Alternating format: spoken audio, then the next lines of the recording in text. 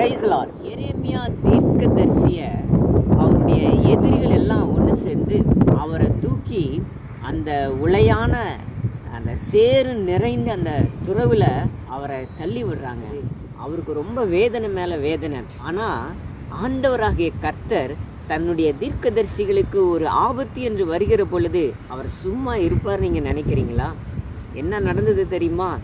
அதே அரண்மனையில் எபெத் மெலெக் என்று சொல்லப்படுகிற ஒரு மனிதர் ராஜாவினுடைய பிரதானியாக இருந்தார். அந்த பிரதானியின் உள்ளத்தில் ஆண்டவர் பேசுகிறார்.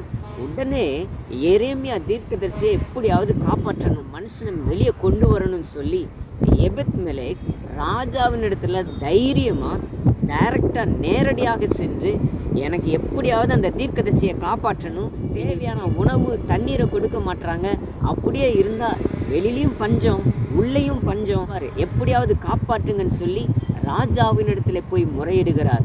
உடனே ராஜா 30 மனிதர்களை தெரிந்தெடுத்து நீ அங்கே போய் அவரை எப்படியாவது காப்பாற்றுங்கன்னு சொல்லி அவர் சொல்லுகிறார். எபெத் மெலெக் 30 பேரை தன்னோடு கூட சேர்த்து கொண்டு அந்த இடத்திற்கு சென்று அந்த ஆழமான கிடங்கிலிருந்து ஆழமான அந்த உளையான சேற்றிலிருந்து அவரை வெளியே கொண்டு வராருங்க.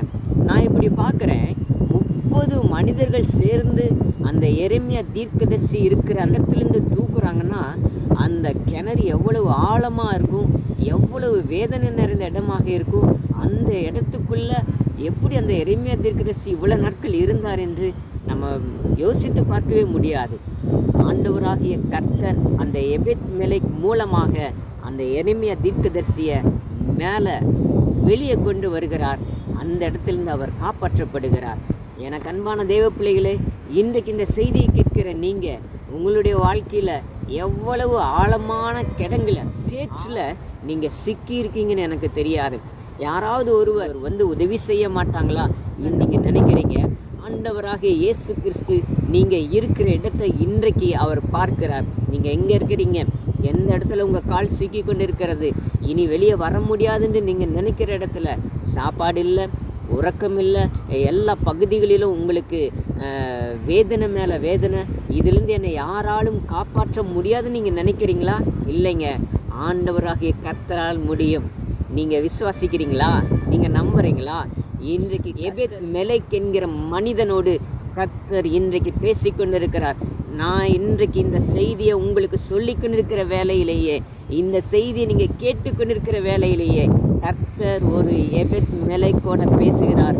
அந்த எபெத் மெலெக் உங்களை காப்பாற்ற வருகிறார். எபெத் மெலெக் ஆண்டவர் அனுப்புகிறாருங்க, வருகிறார்.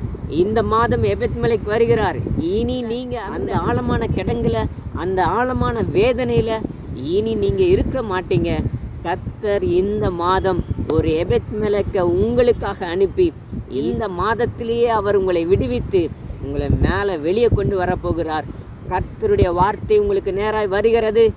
எபெத் மெலெக் வருகிறார், வருகிறார். இந்த மாதம் உங்களை விடுவிக்க வருகிறார். இயேசுவை நம்புங்கள். இயேசு கிறிஸ்து உங்களுக்காக அற்புதம் செய்வார். ஏன்னா அவர் கல்வாரி சிலுவிலே உங்களுக்காக இரத்தத்தை சிந்தி உயிரை விட்ட தெய்வம். அவர் உங்களை இந்த இடத்துல விட்டுற மாட்டாருங்க. அவர் உங்களுக்காக ஒரு எபெத் மெலெக் அனுப்புகிறார்.